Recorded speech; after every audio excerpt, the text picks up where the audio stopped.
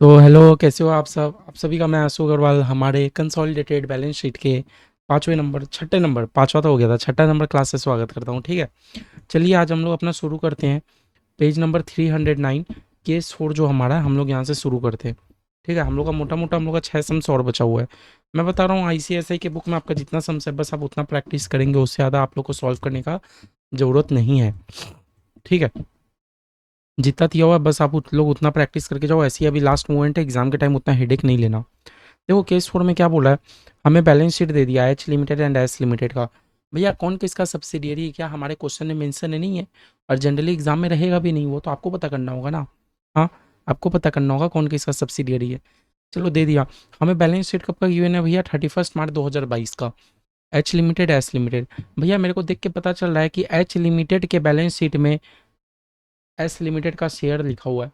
H limited के balance sheet में S limited का शेयर लिखा हुआ है, मतलब एच लिमिटेड ने एस लिमिटेड के ऊपर इन्वेस्ट किया है। तो एच लिमिटेड बन गया मेरा पेरेंट, एस लिमिटेड मेरा बन गया सब्सिडियरी। इतना तो भैया हमें क्लियर है। आगे क्या बोलता है, एच लिमिटेड ने ना शेयर कब अक्वायर किया था? 1 अप्रैल 2021 के दिन। अच्छा, एकदम स्टार्टिंग के दिन एच लिमिटेड ने शेयर अक्वायर किया था। तो भैया बैलेंस शीट कोई और डेट का और शेयर एक्विजिशन का भी और हुआ है। तो भैया हमें अपना प्रॉफिट एनालिसिस करना होगा, जिसमें हम लोग pre incorporation, pre acquisition, post acquisition करेंगे। ठीक है, आगे डिटेल दे दिया। ठीक है भैया, तो ये तो हमें लग रहा है थोड़ा बहुत हमारे लिए आसान है। चलो हम लोग शुरू करते हैं। हम लोग सबसे पहले क्या लिखेंगे, number of share of S limited. S limited के पास मेरा कितना शेयर है? सब्सिडियरी कौन? मेरा एस लिमिटेड। तो हम लोग ये पता करेंगे कि एस लिमिटेड के पास मेरा कितना शेयर है। आप बोलोगे भैया 2 लाख का कैपिटल है, और हर एक शेयर कितना रुपया करके? 10 रुपया करके। तो भैया मेरे एस लिमिटेड के पास 20,000 शेयर हो गया। मेरे एस लिमिटेड के पास कितना शेयर हो गया? 20,000 हो गया। फिर भैया बोल रहे हैं एच लिमिटेड, एच लिमिटेड ने कितना शेयर इन्वेस्ट करके रखा है?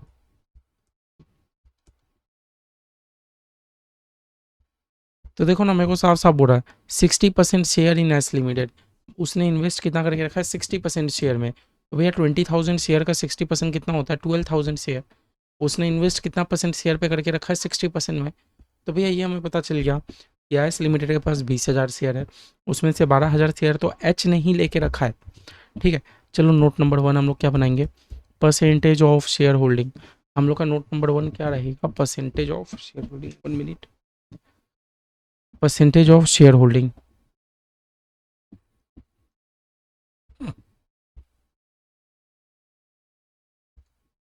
ठीक है, परसेंटेज ऑफ शेयर होल्डिंग में हम लोग क्या लिखेंगे? हाँ, एच लिमिटेड के पास कितना शेयर है और माइनॉरिटी के पास कितना शेयर है, जो कि भैया हमें पता चल गया। मेरे एच लिमिटेड के पास है 60% शेयर, तो भैया माइनॉरिटी के पास हो गए 40% शेयर। बहुत अच्छे, इतना तो हमें पता चल गया। हाँ, सेकंड हमें क्या पता करना है?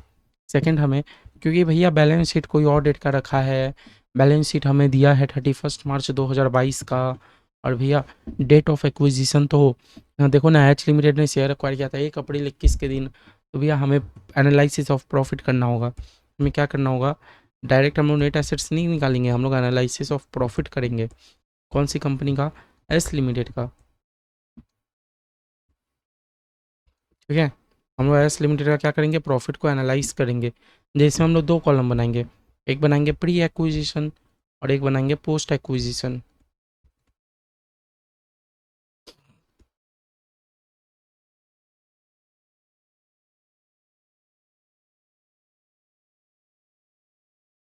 ठीक है, अच्छा देखो, बात करते हैं शेयर।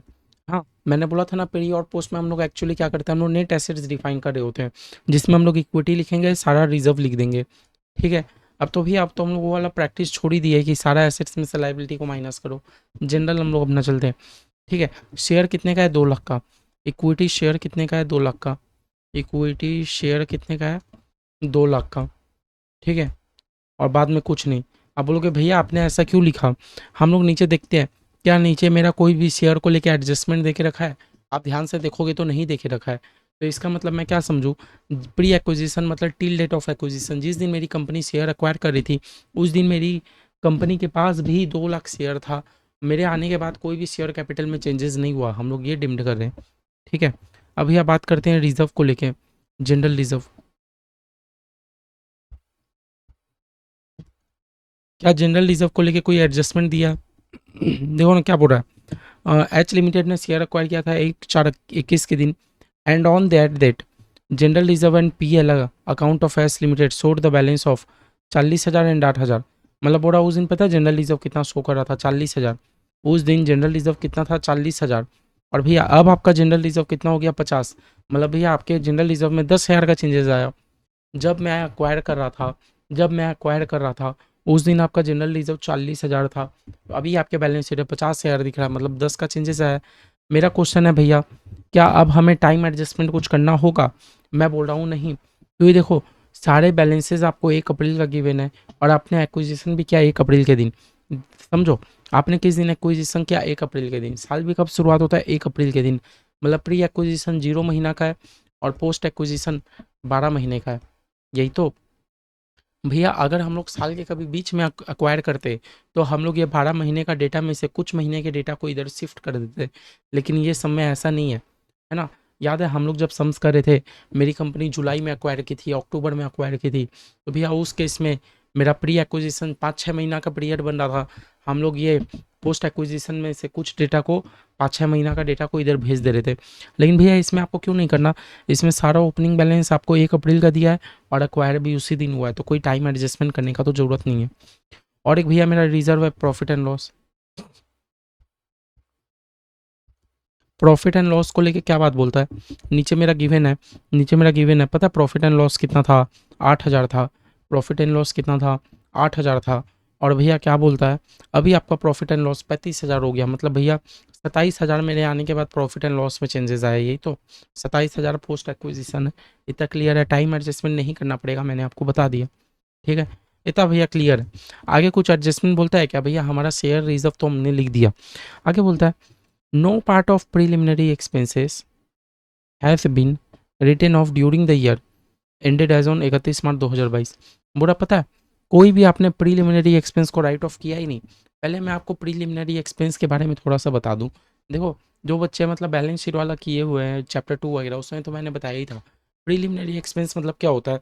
मैंने मैं बस छोटा सा एग्जांपल दे रहा हूँ। मान लो मेरी कंपनी इंकॉर्पोरेट हो रही है। जब मेरी कंपनी इंकॉर्पोरेट हो रही है तो मेरी कंपनी को 1,000-2,000 करोड़ का खर्चा लगने वाला है। ठीक है, अब मेरी कंपनी खर्चा तो कर दी, लेकिन क्या मेरी कंपनी एक बार में सारा खर्चा दिखा दे? क्या मेरी कंपनी एक बार सारा खर्चा दिखा दे पीएल में? या एक बार में दिखाने से क्या हो जाएगा, मेरी कंपनी का बैलेंस शीट में ह्यूज लॉस दिखेगा हमें, क्योंकि इतना बड़ा खर्चा आप दिखा दोगे एक बार में। तो इसीलिए प्रीलिमिनरी एक्सपेंस का कॉन्सेप्ट क्या होता है कि देखो, आपने खर्चा किया तो एक तरीके से तो आपका संपत्ति हुआ ना, तो आप उसको बैलेंस शीट में एसेट साइड रिकॉर्ड कर दो, और हर साल कुछ कुछ पार्ट को पीएल के थ्रू राइट ऑफ कर दो। हर साल कुछ कुछ पार्ट को पीएल के थ्रू राइट ऑफ कर दो, यही कॉन्सेप्ट है। तो देखो, मेरी कंपनी के बैलेंस शीट में भी 6,000 का प्रीलिमिनरी एक्सपेंस है। क्या लिखा है? No part of preliminary expense has been written off during the year ended. मेरी सब्सिडियरी के कंपनी में भी, मेरे कंपनी में कोई प्रीलिमिनरी नहीं है, मेरी कंपनी में होता तो होता, कोई दिक्कत नहीं है। मेरे को सब्सिडियरी का टेंशन है ना, क्योंकि मैं जो भी प्रॉफिट एनालाइज कर रहा हूँ मैं सब्सिडियरी का कर रहा हूँ। तो भैया मेरी सब्सिडियरी के बैलेंस शीट में प्रीलिमिनरी एक्सपेंस है, तो भैया प्रीलिमिनरी एक्सपेंस हम लोग को क्या करना होता है पता है? राइट ऑफ कर देना होता है ना? कहाँ से राइट ऑफ करोगे? प्री एक्विजिशन से राइट ऑफ करोगे।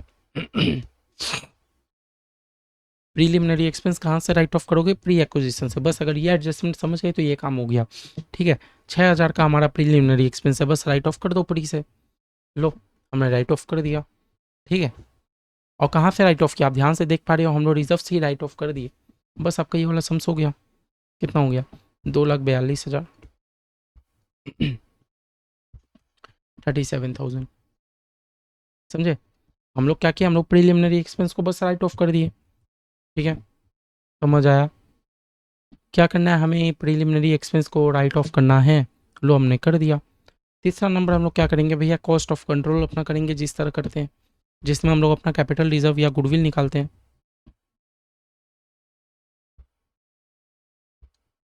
ठीक है, तो कॉस्ट ऑफ कंट्रोल में आप लोग क्या कैलकुलेट करोगे? सबसे पहले आप लोग लिखोगे कॉस्ट ऑफ इन्वेस्टमेंट। आपने इन्वेस्टमेंट कितने का किया? आपने इन्वेस्टमेंट कितने का किया? तो आपको बैलेंस शीट में ही देखने में मिल रहा है कि आपने तो इन्वेस्टमेंट किया 1,62,400 का। आपने इन्वेस्टमेंट किया 1,62,400 का, बदले में आपको नेट एसेट्स कितना मिला? Net assets of S limited. भैया आपको कितना परसेंट एसेट का हक है? आपको भी 60% एसेट का हक है। क्यों भैया 60% आपको एसेट का हक है? क्योंकि आपने इन्वेस्ट भी किया 60%। तो भैया एक बात बताओ, नेट एसेट्स कौन सा? प्री एक्विजिशन मतलब जिस दिन एक्विजिशन हो रहा है उस दिन का एसेट कितने का है भैया? 2,42,000 का। उस दिन का एसेट कितने का है? 2,42,000 का। क्या भैया 2,42,000 के ऊपर मेरा हक है? नहीं भैया, आपका तो हक 60% के ऊपर है। इंटू 60% मारो, मतलब 1,45,200। 1,45,200। 1,45,200। मेरा तो इतना भी हक है। ठीक है। तो भैया जो 17,200 रुपया पॉजिटिव आ रहा है, 17,200 रुपया मैंने ज़्यादा दिया, वो भैया गुडविल का दिया होगा ऑब्वियसली। ठीक है, एक ये हो गया। फिर भी हम लोग क्या निकालते हैं? अपना माइनॉरिटी इंटरेस्ट। फिर भी हम लोग क्या निकालते हैं? Minority interest.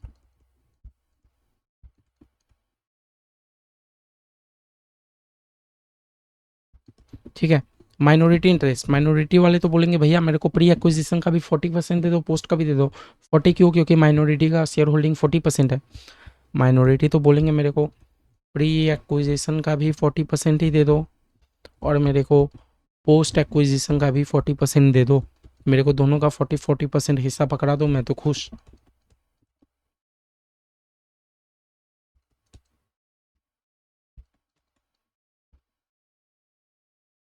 प्री एक्विजिशन कितना है भैया? 2,42,000।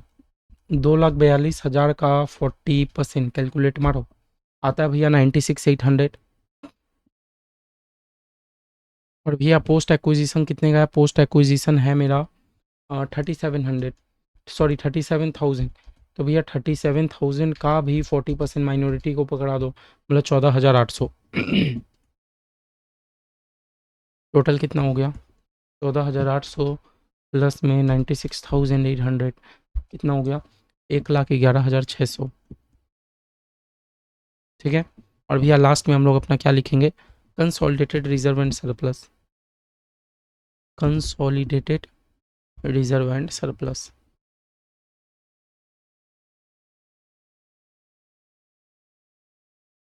और भैया आपको पता है कंसोलिडेटेड रिजर्व एंड सरप्लस हम लोग जब बनाते हैं, इसमें हम लोग खाली होल्डिंग का रिजर्व एंड सरप्लस लिखते हैं, हम लोग अपना सब्सिडियरी का रिजर्व एंड सरप्लस नहीं लिख रहे होते हैं। तो भैया होल्डिंग का रिजर्व एंड सरप्लस में क्या है? जनरल रिजर्व है 1 लाख का। जनरल रिजर्व है 1 लाख का। General reserve 1 lakh.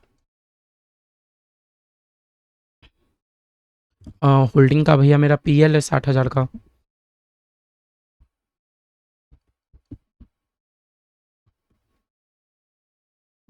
60,000 का। और भैया कुछ लिखना है? क्योंकि भैया इसमें प्री और पोस्ट है, तो प्री एक्विजिशन मतलब जिस दिन मैं आया, तो भैया पोस्ट एक्विजिशन में भी तो मेरा हिस्सा है। मेरे आने के बाद अगर मेरी सब्सिडियरी कुछ भी प्रॉफिट कमा रही है तो मेरे रिजर्व में जाएगा। जैसे देखो, मैं मेरा कंपनी जो भी प्रॉफिट कमाता है वो रिजर्व में ट्रांसफर होता है, तो मेरी सब्सिडियरी भी जो कमा रही है उतना का हिस्सा तो मेरे रिजर्व में जाएगा ना। तो भैया पोस्ट एक्विजिशन का 60% भी मेरे रिजर्व में जाएगा। ऐड कर देना पोस्ट एक्विजिशन का 60%, क्योंकि मैं तो 60% शेयर होल्ड कर रहा हूँ पोस्ट का। याद रखना मेरे आने के बाद। भैया पोस्ट एक्विजिशन कितना है? 37,000। तो 37,000 का 60% मारो, आएगा 22,200। 22,200 भी मेरे रिजर्व में जाएगा। ठीक है। आपका कंसोलिडेटेड रिजर्व एंड सरप्लस कितना हो गया? 1,82,200 हो गया। देखो, पांचों वर्किंग नोट आपका क्लियर है। अब आपको क्या बनाना है भैया? अब आप अपना बैलेंस शीट ड्राफ्ट कर दो। ठीक है, अब आप अपना बैलेंस शीट ड्राफ्ट कर दो। ठीक है, एज पर ICICI फॉर्मेट हम लोग करेंगे, बेसिक अपना ट्रिक ही नहीं करेंगे।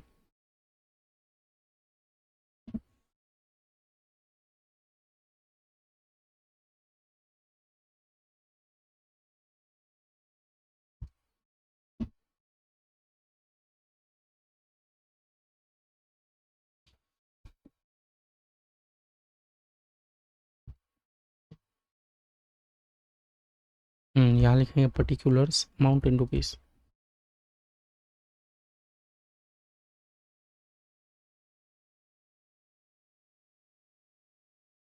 ऊपर में लिखोगे कंसोलिडेटेड बैलेंस शीट ऑफ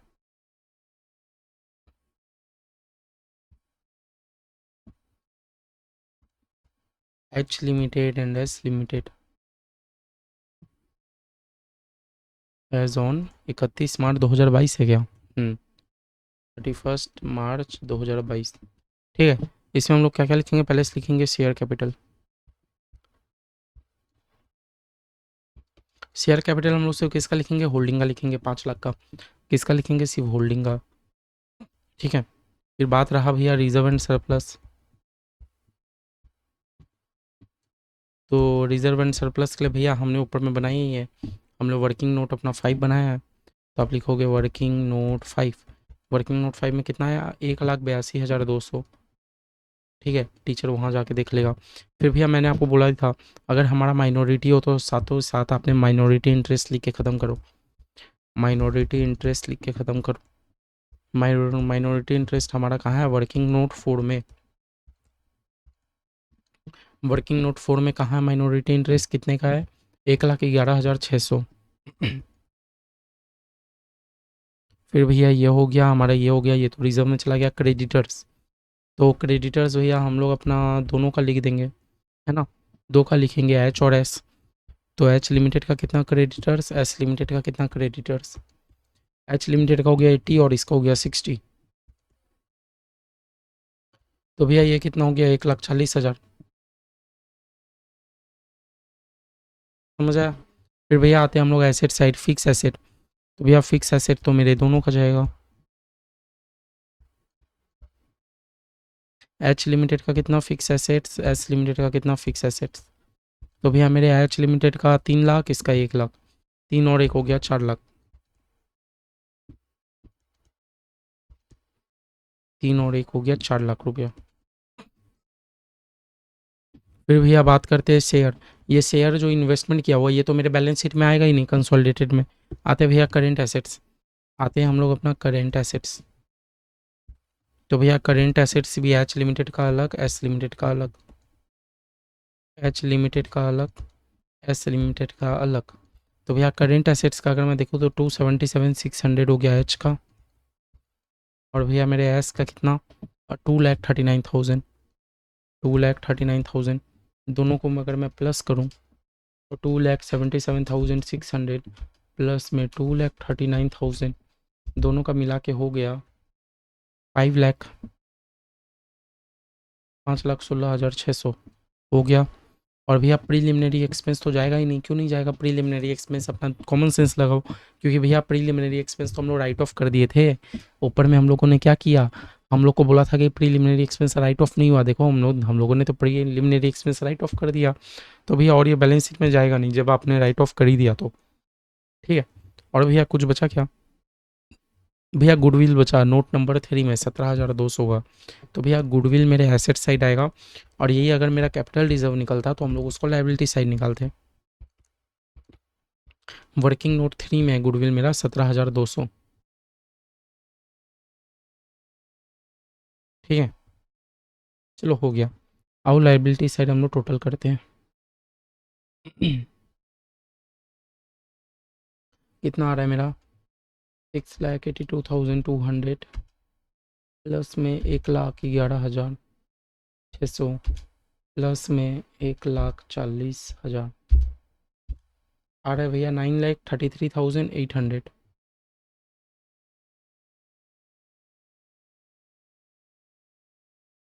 आओ अपना एसेट सेट टोटल करते हैं। 5, 6, 7, 8, 9, 33, 9,33,800 हमारा एसेट भी मैच। ठीक है, लो चेक कर लेना। देख लो, समझ आया? ये सब में नया कुछ नहीं था, बस था हमारा प्रीलिमिनरी एक्सपेंस का एक तो एडजस्टमेंट था, इसी कारण हम वो पूरा सम्स कर लिए।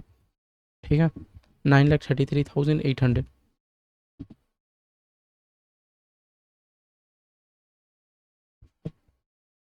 समझ आया? देखो रिजर्व आया 1,82,200, रिजर्व हमारा भी आया 1,82,200। तो आप लोग समझ ही आ रहा है, ICICI ने बैलेंस शीट बनाने से पहले 1 पेज, 2 पेज, 2.5 पेज का वर्किंग नोट किया, जो कि हमारा वर्किंग नोट 1 पेज में ही हो जाएगा।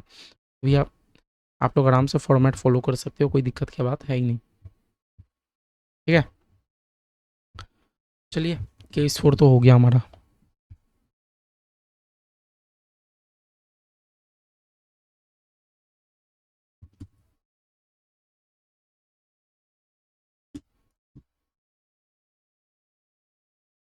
क्या हो गया?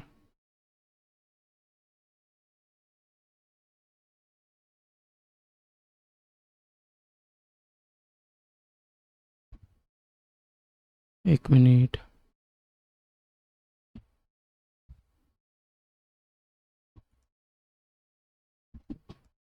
हैंग हो गया क्या?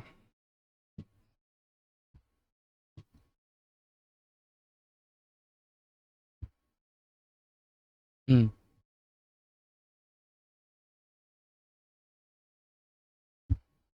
तो हम लोग का केस 1 हो गया था, यहाँ से पीछे से केस 2 हो गया था। केस 4 हमने कर ही लिया, अभी अभी किया केस 4। और भैया केस 4 देखो, केस 4 हमने अभी अभी कर लिया, प्रीलिमिनरी एक्सपेंस। भैया आओ केस 3 भी कर ही लेते हैं ना। केस 3 भी इजी है, बस थोड़ा सा आप लोग का मेरे को फोकस चाहिए केस 3 के लिए। आओ।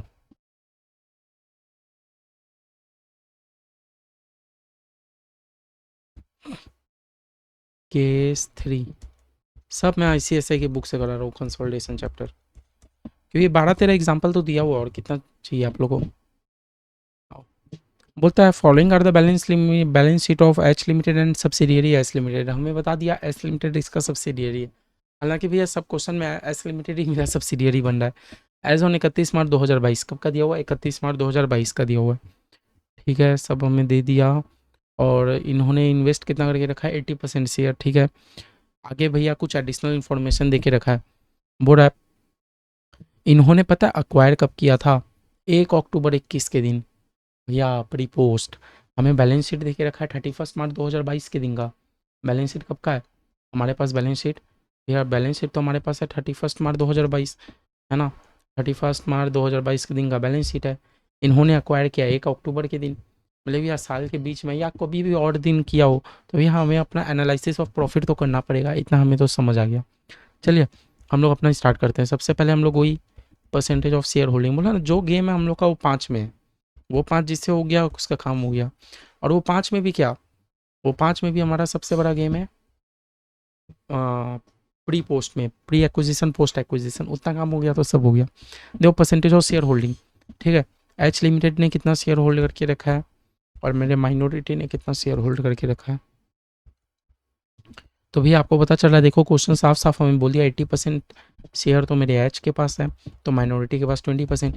देखो मेरे को 80% पता था, इसलिए मैंने और ऊपर में लिख के कैलकुलेट नहीं किया, नंबर ऑफ शेयर इतना कैलकुलेट। ठीक है, अब देखो ये मतलब अक्वायर कर रहे हैं 1 अक्टूबर के दिन, 1 अक्टूबर के दिन ही अक्वायर कर रहे हैं।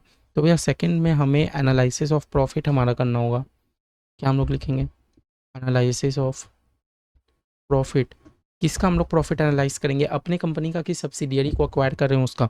भैया ऑब्वियसली सब्सिडियरी का करोगे, एस लिमिटेड का आप एनालाइज करोगे। ठीक है ना। चलो तो हम लोग दो में बांट देते हैं, pre acquisition post acquisition. Pre acquisition post acquisition.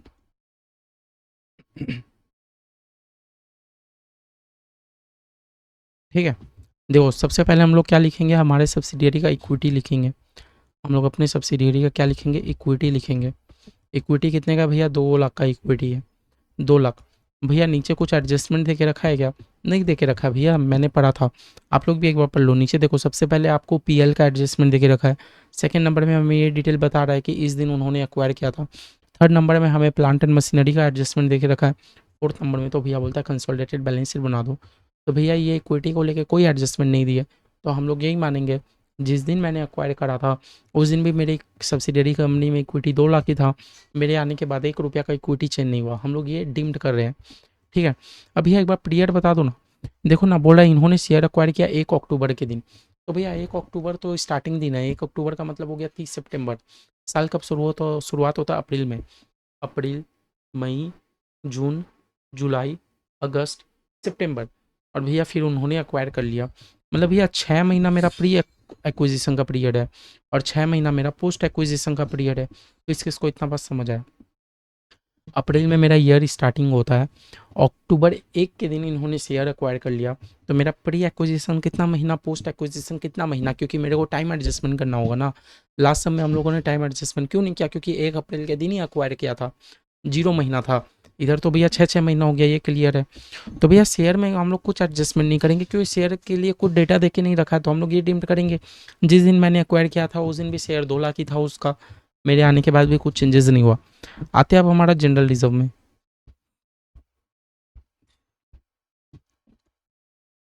General reserve क्या बोल के रखा है भैया, 80,000 का। आगे हमें क्या कुछ जनरल रिजर्व का बात बोलता है, बोलता है सरप्लस इन द पीएल का बात बोलता है, whereas general reserve has remain unchanged since that date. मतलब 1 अप्रैल 21 से जनरल रिजर्व 1 अप्रैल 21 का डेटा देके रखा है, 1 अप्रैल 21। बोला 1 अप्रैल को पता है जनरल रिजर्व मेरा कितना था, बोलता है 1 अप्रैल 21 के दिन भी मेरा जनरल रिजर्व 80,000 ही था, 80,000 ही था। उस दिन के बाद से कभी चेंजेस ही नहीं हुआ, उस दिन के बाद से कभी चेंजेस ही नहीं हुआ मेरा जनरल रिजर्व। अब भैया क्या मेरे को जनरल रिजर्व में टाइम एडजस्टमेंट करना पड़ेगा? मेरे को तो लगता है भैया नहीं करना पड़ेगा। क्यों? टाइम एडजस्टमेंट तो तब करेंगे ना जब पोस्ट में ज़्यादा चला जाएगा, और पोस्ट में तो कुछ चेंजेस ही नहीं हुआ है ना। 1 अप्रैल के बाद से कभी जनरल रिजर्व चेंज ही नहीं हुआ। समझ रहे हो मेरा कहने का मतलब? हाँ। हम्म। बात समझो। टाइम एडजस्टमेंट में हम लोग क्या करते थे, हम लोग पोस्ट से कुछ हटाते थे, प्री में ऐड कर देते थे, यही तो। पोस्ट से हटा के प्री में ऐड कर देते थे। लेकिन जनरल रिजर्व का कॉन्सेप्ट क्या बोल रहा है कि जनरल रिजर्व तो 1 अप्रैल 21 के बाद चेंज ही नहीं हुआ है ना। मतलब जिस दिन मैं अक्वायर कर रहा था उस दिन भी जनरल रिजर्व 80,000 ही था, फिर तो चेंज ही नहीं हुआ। तो भैया जनरल रिजर्व में हमें कोई एडजस्टमेंट नहीं करना। आते हैं भैया नेक्स्ट हमारा कौन सा दे के रखा है, प्रॉफिट एंड लॉस दे के रखा है। प्रॉफिट एंड लॉस क्या बोल के रखा है, बोला 1 4 अप्रैल के दिन, 1 4 21 के दिन, 1 1 4 21 के दिन पता है पीएल कितना था? बोलता है पीएल, पीएल था आपका 30,000। 1 4 21 के दिन आपका पीएल था भैया 30,000। चलो 30 था 1 4 21 के दिन। और भैया अभी क्लोजिंग में कितना नज़र आ रहा है? 60। पहले 30 था, अभी 60 नज़र आ रहा है। मतलब भैया पूरे साल में 30 का चेंजेस हुआ, यही तो। पूरे साल में 30 का चेंजेस हुआ। एकदम साल के स्टार्टिंग दिन 30 था, अब 60 नज़र आ रहा है, तो पूरे साल में 30 का चेंजेस हुआ। इसमें भैया हम लोग को टाइम एडजस्टमेंट करना होगा। पीएल में हम लोग को टाइम एडजस्टमेंट करना होगा। क्या करना होगा भैया, मेरा बात सुनो, मेरा बात सुनो। ये 30,000 तो ठीक है ओपनिंग है, ये 30 तो भैया पूरे 12 महीने का है। ये जो 30,000 है पोस्ट वाला, ये तो 12 महीने का है। तो आप ऐसे लिखोगे कि ये 30,000 तो 12 महीना के बराबर है। जबकि हमें इसमें से 6 महीना का पीरियड तो मेरा प्री एक्विजिशन का था, 6 महीना का पीरियड तो प्री एक्विजिशन का था। तो 6 महीना को हटा दो, आएगा भैया आपका 15,000। 15,000 आप इसमें से हटा दोगे और 15,000 इसमें ऐड बैक कर दोगे। क्यों मैंने किया, समझा टाइम एडजस्टमेंट? क्योंकि भैया जो हमारा पोस्ट एक्विजिशन में जो भी मैंने पीएल लिखा है वो तो भैया मैंने पूरा 12 महीने का लिखा है ना। लेकिन मेरा 6 महीना का पीरियड तो प्री वाला था ना, जिस दिन तक मैंने एक्विजिशन किया था। तो मैंने क्या किया, इसमें से 6 महीना का फिगर को हटा दिया, यहाँ ऐड बैक कर दिया। आप बोलोगे भैया जनरल रिजर्व से भी आपको करना चाहिए था। मेरा जनरल रिजर्व में तो पोस्ट एक्विजिशन में है ही 0, और उसमें से क्या हटाऊं, क्या ऐड बैक करूं? समझ रहे हो? तो ये वाला एडजस्टमेंट का मेरा काम हो गया। 2 नंबर तो एक्विजिशन का डेटा देके रखा है, हो गया। समझे? इतना समझे? क्या भैया आपका सम्स खत्म हो गया? मैं बोल रहा हूँ नहीं, अभी पूरा पहले एडजस्टमेंट पढ़ लेते हैं। बोलता है एस लिमिटेड के पास एक प्लांट एंड मशीनरी था। अच्छी बात है। बहुत अच्छी बात है। चलो पहले हम लोग अपना प्लांट एंड मशीनरी का एडजस्टमेंट को पहले हम लोग साइड में समझ लेते हैं। आप लोग रीवैल्यूएशन वाला सम्स तो किए हो ना? रीवैल्यूएशन के सम्स में क्या होता है, हम लोगों ने एक ठो किया था ना कि स्टार्टिंग के दिन में मेरा एक ठो एसेट था 2 लाख का, कंपनी ने उसको 2.5 लाख का कर दिया। तो हम लोग अपना रिजर्व में क्या करते थे, 50,000 रुपया ऐड कर देते थे। जितना रुपया एडिशन हुआ ऐड कर देते थे, यही तो करते थे। और चलो हम लोग एक बार अपना प्लांट एंड मशीनरी का एडजस्टमेंट को समझते हैं। बोलता है 1 4 अप्रैल 21 के दिन, 1 4 21 का बात है। उस दिन पता है प्लांट एंड मशीनरी का वैल्यू कितना था? हाँ एस लिमिटेड का, जो बात होगा एस लिमिटेड का। मेरा कंपनी का कोई लोचा ही नहीं है, मैं तो सब्सिडियरी का कंपनी को अपने कंपनी में बैलेंस शीट बना रहा हूँ, तो लोचा सब उसके में है। तो बता उसका पता है प्लांट एंड मशीनरी का वैल्यू कितना था? 1.5 लाख। अच्छी बात है। 1 4 21 के दिन प्लांट एंड मशीनरी का वैल्यू था 1.5 लाख। देखो माई लॉट, सबसे पहले सोचने का तो बात यह है, उस दिन आपका प्लांट एंड मशीनरी का वैल्यू था 1.5 लाख, और अभी अभी 1 4 21 हो गया, और अभी चल रहा 31 मार्च 2022। अभी चल रहा है 31 मार्च 2022, मैं ये लिखता हूँ 31 मार्च 2022। इस दिन आपका प्लांट एंड मशीनरी का वैल्यू कितना है भैया? इस दिन आपका प्लांट एंड मशीनरी का वैल्यू है 135। इस दिन आपका प्लांट एंड मशीनरी का वैल्यू है 135। मतलब भैया 15,000 कम कैसे, 10,000 15,000 कम कैसे हो गया? मेरे को ये जानना है, मेरे को ये जानना है 15,000 कम कैसे हो गया? भैया मेरा प्लांट एंड मशीनरी तो एसेट है, वैल्यू तो बढ़ना चाहिए, एकदम गलत है। आपका जो भी 15,000 कम हुआ है ये आपका एक तरीका का डिप्रिसिएशन होगा।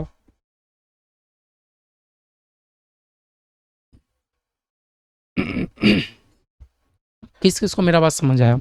देखो ना, साल के एकदम स्टार्टिंग के दिन मेरे प्लांट एंड मशीनरी था 1.5 लाख का, साल के एकदम एंड दिन मेरा प्लांट एंड मशीनरी 135 का है, तो भैया 15,000 का डिप्रिसिएशन लग गया होगा। मैंने आपको ऐसा समझाया भी था। तो देयर फोर हम लोग पता करेंगे कि डिप्रिसिएशन का परसेंटेज क्या है। डिप्रिसिएशन कितना परसेंटेज में लगा, तो आप ये पता करोगे भैया। सुनो मेरा बात, 15,000 का डिप्रिसिएशन लगा, शुरुआती दिन वैल्यू था 1.5 लाख का, 1.5 लाख का इंटू में 100, तो भैया आपको पता चलेगा मेरा एसेट 10% से डिप्रिसिएट हो गया। मेरा एसेट 10% से डिप्रिसिएट हो गया। किस किस को इतना बात तक क्लियर है ये बता दो। मेरा एसेट में 10% का डिप्रिसिएशन लग चुका है। बताओ यहाँ तक अभी क्लियर है? मैं अभी आगे जा ही नहीं रहा। मैं ये जान रहा हूँ साल के शुरुआत दिन का क्या पोजीशन था, साल के एंड डे में क्या पोजीशन था। अल्टीमेट है मेरे को पता चला 10% का डिप्रिसिएशन लग गया। ठीक है, कोई दिक्कत नहीं है, कोई दिक्कत नहीं है। बोल रहा है was considered worth ₹1,80,000 1,80,000 as on 1 October 2021। अच्छा अच्छा, देखो मेरा बात, 1/4/21 के दिन आपका साल शुरू हुआ।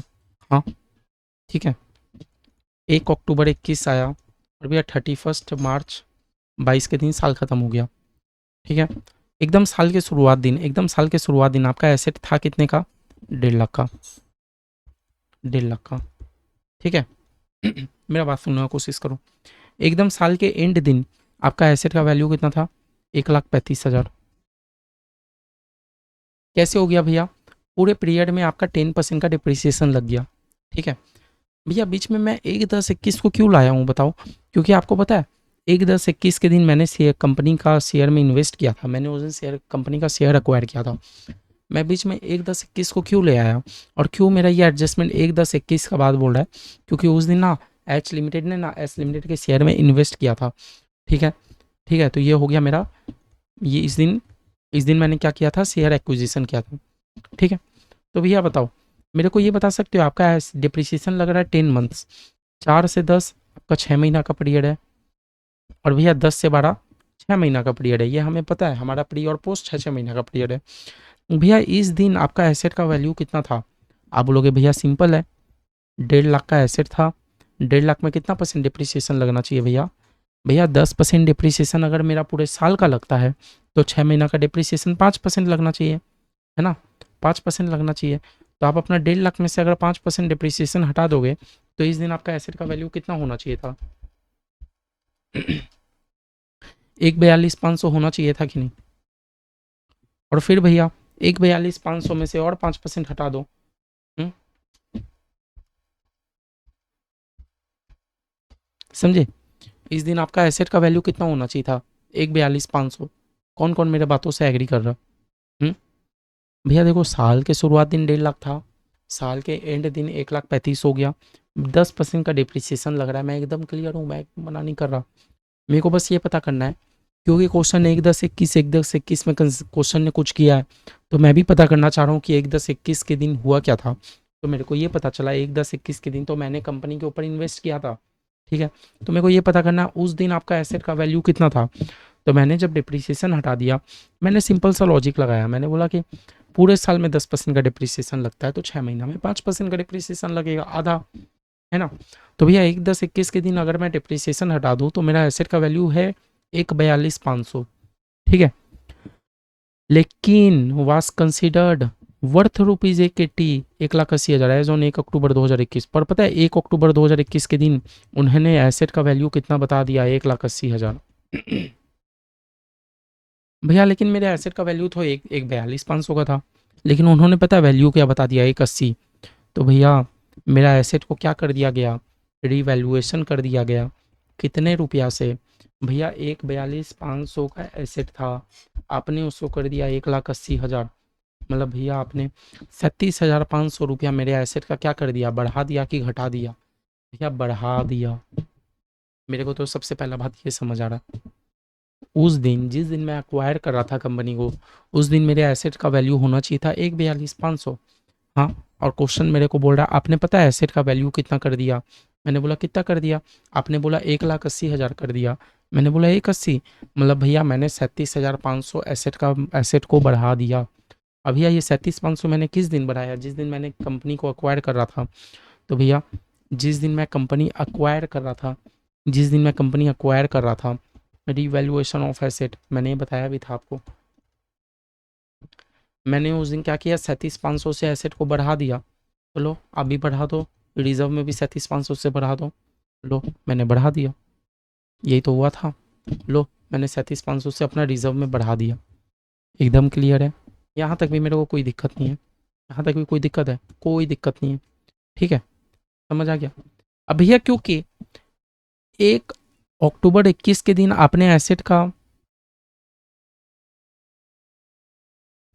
न्यू वैल्यू, ठीक है, 1 अक्टूबर 21 के दिन आपने एसेट का वैल्यू को क्या कर दिया, 1,80 कर दिया। तो भैया अब मेरे को ये बताओ डिप्रिसिएशन कितना होगा? आप बोलोगे भैया मेरा एसेट का वैल्यू तो 1,80 हो गया है, 1,80,000 में कितना परसेंट डिप्रिसिएशन होगा? 1,80,000 में आप बोलोगे भैया वही बात, 10% डिप्रिसिएशन तो पूरे साल का होता है, लेकिन मेरा साल खत्म होने में तो छः महीना ही बचा। तो भैया आप आधा डिप्रिसिएशन लगा दो 5% का, कितना डिप्रिसिएशन हो गया? 9,000 का शायद डिप्रिसिएशन होता है। बात समझ रहे हो? 1,80 में पूरा 10% का डिप्रिसिएशन थोड़ी लगाएंगे, क्योंकि मेरे साल खत्म होने में तो 6 महीना ही बचा है। 5% का डिप्रिसिएशन लगाएंगे तो 9,000, है ना? लेकिन भैया ऑलरेडी डिप्रिसिएट,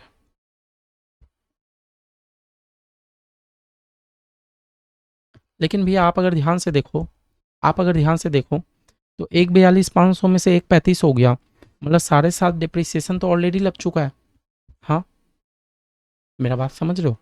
1,42,500, 1,42,500, हाँ, 1,42,500, क्या कहना चाह रहा हूँ, 1,42,500 आपका एसेट का पुराना वैल्यू था। साल के एंड में वैल्यू दिख रहा है मेरे को 1,35, मतलब भैया 7,500 का तो आपका ऑलरेडी डिप्रिसिएशन लग चुका, जबकि आपका न्यू वैल्यू में डिप्रिसिएशन लगना चाहिए था 9,000 का। मतलब भैया हाँ, 1,500 डिप्रिसिएशन में हमें 1,500 और माइनस करना अभी भी बचा है। समझो मेरा बात, मैं क्या कहना चाह रहा हूँ? मैं कहना चाह रहा हूँ पुराना वैल्यू में अगर हम लोग आते हैं तो इस दिन आपका वैल्यू था 1,42,500, हाँ, साल के एंड दिन आपका वैल्यू 1,35, मतलब भैया 7,500 तो डिप्रिसिएशन मेरा लग चुका पुराने वैल्यू में, है ना? मैं यहाँ से यहाँ कंपेयर कर रहा हूँ, मेरे पुराने एसेट में 7,500 का डिप्रिसिएशन तो लग ही चुका। अगर भैया मैं मेरे एसेट का न्यू वैल्यू देखूँ तो न्यू वैल्यू के हिसाब से मेरा डिप्रिसिएशन 9,000 लगना चाहिए, लेकिन पुराने वैल्यू के हिसाब से 7,500 ही डिप्रिसिएशन लगा है।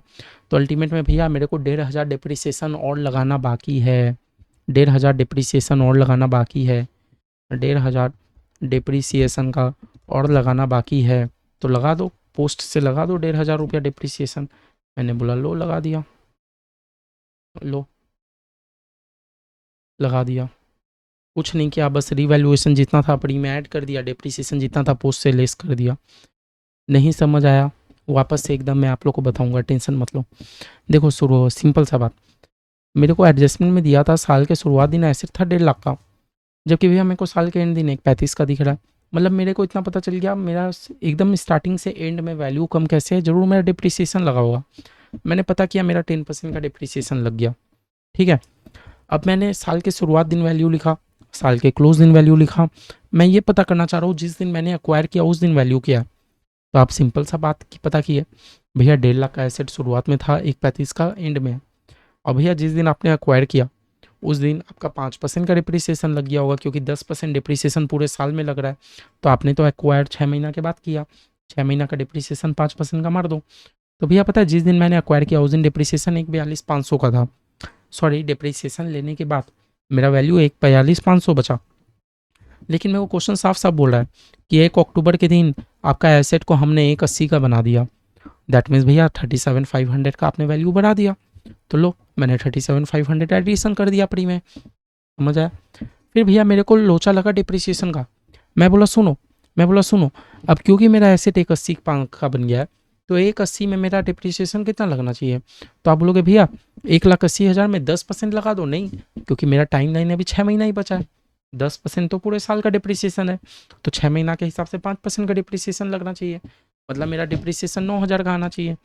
लेकिन भैया आपने ऑलरेडी डिप्रिसिएशन कुछ लगा के रखा है। कैसे लगा लिया? 1,42,500 इस दिन आपका एसेट का वैल्यू था, आपने एंड में 1,35 दिखाया, मतलब 7,500 का डिप्रिसिएशन तो ऑलरेडी लग चुका, लेकिन आपको लगाना 9,000 है। तो भैया 1,500 रुपया जो है आपको डिप्रिसिएशन और लगाना है, जो कि आप पोस्ट से लगा दिए। जो कि आप कहाँ से लगा दिए? अपना पोस्ट एक्विजिशन से आप अपना 1,500 का डिप्रिसिएशन और लगा देंगे तो आपका काम खत्म हो जाएगा। लो, हमने 1,500 का डिप्रिसिएशन तो लगा दिया। अब हो गया आपका सारा एडजस्टमेंट खत्म। 1 2 3 3 नंबर मेरे को पता है एडजस्टमेंट थोड़ा ट्रिकी है, लेकिन उतना भी ट्रिकी नहीं है। आप एक बार ध्यान से समझोगे तो, ध्यान से मेरा वीडियो एक बार और देखो जिसको समझ नहीं आया। चलो भैया आप कर लो। 2 लाख, ये मास्टर सम्स मैं बोल सकता हूँ। 80,000 प्लस में 30 और 15 45,000 प्लस में 37,500, आपका टोटल आ गया 3,62,500, 3,62,500। ठीक है,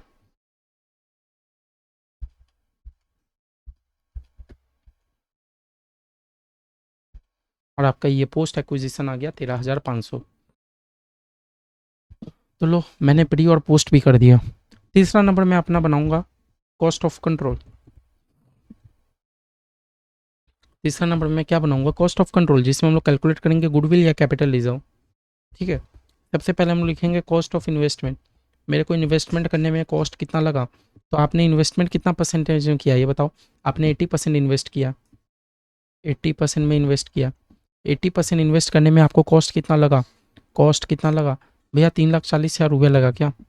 3,40,000 रुपया लगा क्या? हाँ, और बदले में आपको नेट एसेट्स कितना मिला? Net assets of S limited. तो भैया नेट एसेट्स में भी आपका 80% का हक होना चाहिए। देखो ना, जिस दिन आप प्री एक्विजिशन मतलब जिस दिन आप अक्वायर कर रहे थे, उस दिन नेट एसेट्स था 3,62,500 का। उस दिन नेट एसेट्स कितना था? 3,62,500 का। लेकिन आपका हक कितना है? 80% का है बस।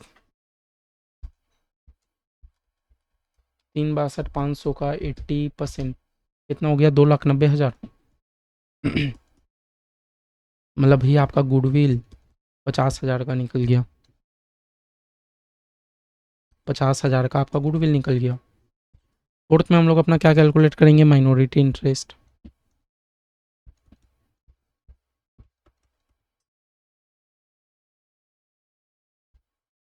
माइनॉरिटी वाले तो बोलेंगे भाई मेरे को तुम प्री एक्विजिशन का भी कुछ हिस्सा दे दो, पोस्ट एक्विजिशन का भी हिस्सा दे दो। माइनॉरिटी बोलेंगे भाई प्री हो कि पोस्ट हो, मेरे को सबका मेरा 20-20% पकड़ा दो। मैं बोला ठीक है, तुम ले लो 20-20%। देखो माइनॉरिटी वाले तो सिंपल बोलेंगे, भाई मेरे को प्री एक्विजिशन जो है, मेरे को 3,62,500 का भी 20% दे दो, 3,62,500 का भी 20% पकड़ा दो, जो कि होता है 72,500। और माइनॉरिटी वाले बोलेंगे जो पोस्ट एक्विजिशन है 13,500, पोस्ट एक्विजिशन है 13,500, इसका भी 20% मेरे को पकड़ा दो, जो कि होता है 2,700। मतलब माइनॉरिटी वाले बोलेंगे टोटल मेरे को दे दो 2,700 प्लस में 13,500, 72,500 प्लस में 2,700, मतलब 75,200। भैया लास्ट एडजस्टमेंट आएगा हमारा कंसोलिडेटेड रिजर्व एंड सरप्लस।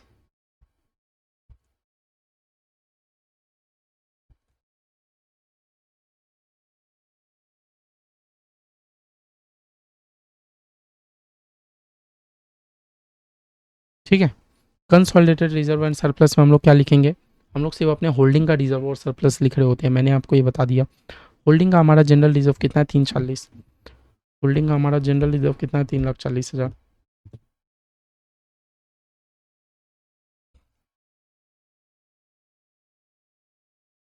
और भैया हमारे होल्डिंग का पीएल कितना है? 1 लाख का। प्रॉफिट एंड लॉस 1 लाख का।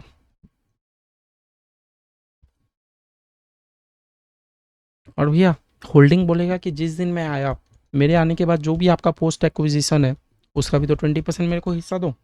पोस्ट एक्विजिशन का भी तो 20%, 20 क्यों 80%, मेरा तो होल्डिंग 80% है ना, उसका भी तो 80% मेरे को हिस्सा दो, है ना। तो पोस्ट एक्विजिशन कितने का, 13,500 का, 13,500 का 80% भी तो वो हिस्सा मांगेगा, मतलब भैया 10,800 का भी तो उसका हिस्सा है, ठीक है। तो फाइनली आपका कंसोलिडेटेड रिजर्व एंड सरप्लस कितना हो गया, 440, 450, 800, 4,50,800। लो, आपका पांचों एडजस्टमेंट बन गया। अब आप अपना बैलेंस शीट बहुत मज़े से बना सकते हो,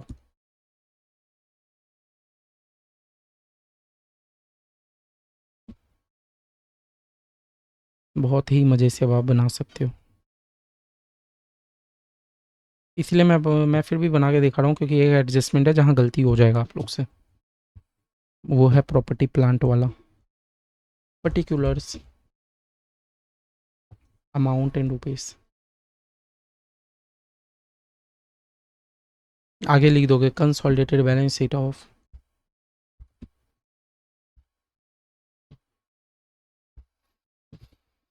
H and S limited, H limited and S limited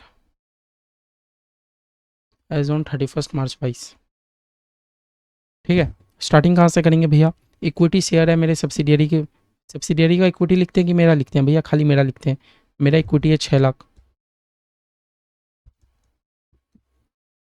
equity और रिजर्व से हमारा लिखते हैं, reserve and surplus R and S लिख दूँ। तो भैया ये हमने वर्किंग नोट 5 में कैलकुलेट किया रिजर्व एंड सरप्लस, जो कि हमारा है 4,50,800 का, 4,50,800 का। फिर भैया इसके ठीक बाद मैंने आपको बोला था माइनॉरिटी लिख देना, माइनॉरिटी इंटरेस्ट, जो कि मैंने कैलकुलेट किया है वर्किंग नोट 4 में, वर्किंग नोट 4 में मैंने कैलकुलेट किया माइनॉरिटी इंटरेस्ट है भैया 75,200 का, ठीक है। भैया general reserve profit and loss मैंने लिख दिया, प्रॉफिट एंड लॉस तो मेरे जनरल रिजर्व में इंक्लूड है। फिर भैया ट्रेड पेबल्स, ट्रेड पेबल्स, तो भैया मैं ट्रेड पेबल्स मैं दोनों का लिख दूँ ऐड करके, मैं ट्रेड पेबल दोनों का लिख दूँ, एच और एस लिमिटेड, एच लिमिटेड का भी कुछ ट्रेड पेबल है, एस लिमिटेड का भी कुछ ट्रेड पेबल है। एच लिमिटेड का है मेरा 70,000 और एस लिमिटेड का है मेरा कितना, 35,000। तो भैया 70 और 35 मेरा कितना होता है, 70, 1,05,000 है मेरा ट्रेड पेबल, चलो ये भी लिख दिया। उसके बाद भैया मैं मशीनरी, मशीनरी में तो भैया थोड़ा झमेला है, लेकिन भैया क्या लिखेंगे, नहीं लिखेंगे तो ज़रूर। मशीनरी, मशीनरी हो गया मेरा एसेट साइड, भैया मशीनरी तो दोनों का लिखेंगे। एच लिमिटेड का भैया मशीनरी 390, भैया देखो एच लिमिटेड का मशीनरी में मेरे को कोई दिक्कत नहीं है, 390 ठीक है। मेरे को एस लिमिटेड का मशीनरी में दिक्कत है, हाँ। एच लिमिटेड का मेरा मशीनरी का कोई दिक्कत नहीं है, मेरे को दिक्कत है मेरा एस लिमिटेड का, सॉरी मेरे एस लिमिटेड का मशीनरी में।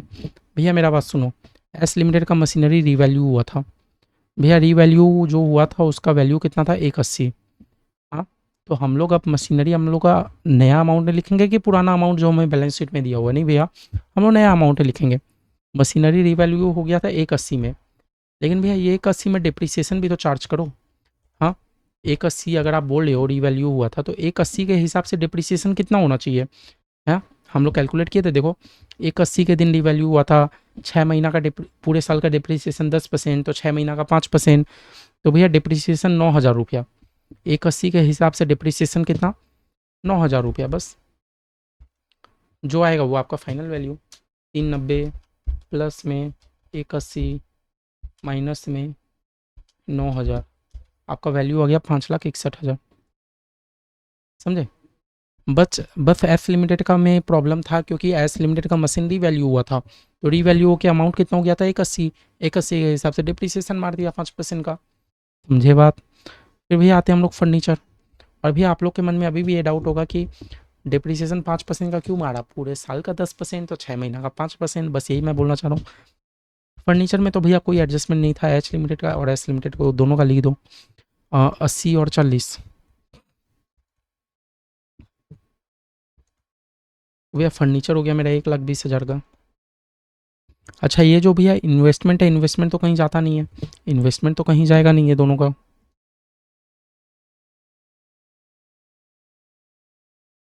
ठीक है। इन्वेस्टमेंट तो कहीं जाएगा नहीं, स्टॉक स्टॉक स्टॉक दोनों का लिख दो, स्टॉक, एच लिमिटेड का भी कितना स्टॉक है, एस लिमिटेड का भी कितना स्टॉक है, तो भैया मेरे एच का है 180, 120, 1,80,000, 1,20,000, कितना हो गया, 1 2 3 लाख रुपया का स्टॉक हो गया। फिर भैया आते हैं आगे, क्या बचा, trade receivable, trade receivable, trade receivable, तो भैया ट्रेड रिसीवेबल भी दोनों का लिख दो।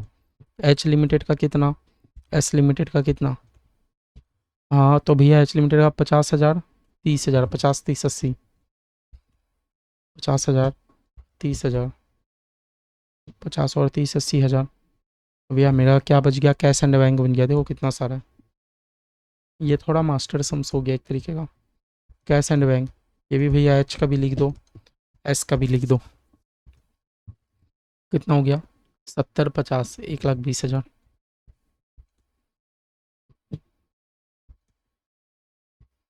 1,20,000 सारा तो भैया हमने बैलेंस शीट से देख के एक चीज़ उतार लिया। अब हमारे वर्किंग नोट में देखते कुछ बचा गया, कंसोलिडेटेड रिजर्व एंड सरप्लस हो गया, माइनॉरिटी हो गया। भैया गुडविल 50,000 का खाली रिकॉर्ड करना बाकी है, तो गुडविल हम लोग लिखते हैं एसेट साइड। यही अगर मेरा कैपिटल रिजर्व होता तो हम लोग लाइबिलिटी साइड लिख देते। 50,000 का गुडविल, सब चीज़ हो गया। तो अब हम लोग अपना क्लोज करें, चलो लाइबिलिटी साइड क्लोज करते हैं, कितना आ रहा है।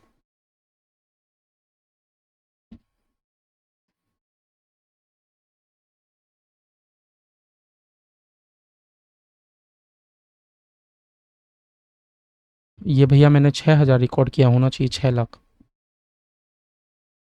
चलो 6 लाख प्लस में 4,50,800 प्लस में 75,200 प्लस में 1,05,000 हो गया भैया मेरा 12,31,000। लाइबिलिटी साइड मेरा कितना, 12,31,000। और एसेट साइड 5,61,000 प्लस में 1,20,000 प्लस में 3 लाख प्लस में 80,000 प्लस में 1,20,000 प्लस में, और आपका हो गया 50,000। 12,31,000 लो, और आपका बैलेंस शीट मैच। 12,31, 12,31 थोड़ा बड़ा सम्स था, थोड़ा टेक्निकल भी था, लेकिन आप लोग अगर 2 बार प्रैक्टिस करोगे तो आपसे मेरे को उम्मीद है कि बन जाएगा। देख लो कितना आया हमारा balance sheet match, 12,31,000, 12,31,000। Reserve and surplus हमारा कितना आया, 450,800 का, हमने भी कितना लिखा, 450,800 का। माइनॉरिटी हमने कितना लिखा, 75,200, और हमने भी कितना लिखा, 75,200। और भैया जो हमारा मशीनरी था, आपने मशीनरी में कुछ चेंजेस कराया, मशीनरी आपने लिखा 561 का, हमने भी लिखा 561 का। और भैया लास्ट एक चीज़ बता दो, गुडविल गुडविल गुडविल गुडविल आपने नोट डाउन किया 50 का, हमने भी गुडविल लिखा 50 का। सब चीज़ क्लियर। लो देखो 2 सम्स कराया, अच्छा अच्छा, जिसमें ये सम्स थोड़ा अच्छा, कुछ ज़्यादा ही अच्छा था। ठीक है, तो देखो अब तो आज के क्लास को मैं इधर ही एंड कर रहा हूँ, क्योंकि 2 सम्स करा दिया। मेरे को पता है अब अगर मैं तीसरा सम्स कराऊंगा तो कहीं ना कहीं आपके दिमाग से सम्स भूलने लग जाओगे।